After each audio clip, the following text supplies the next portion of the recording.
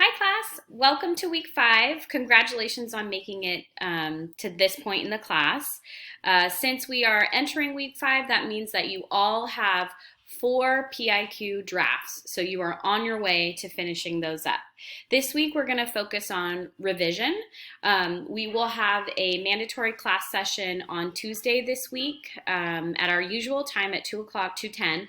And we are going to focus on providing peer reviews. So you are each going to have an opportunity to both receive feedback on your drafts and provide some feedback. So this week is all about revision. We're also going to touch on some financial aid information to help you further along your decision-making process when you're going to not just apply to schools, but once you get admitted, to evaluate those financial aid packages from each of the individual institutions that you've applied to help with your decision of where you're actually going to attend next fall.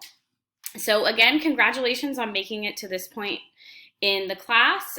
We only have 2 more weeks left. So this week and next week, we're going to work on revision. So you should be focusing on revising at least 2 of your PIQs because we're going to ask you to submit final drafts of 2 of the PIQs that you've submitted first, and then in the last week you're going to submit the final 2 PIQs, so once you've revised. So again, focusing on revision this week.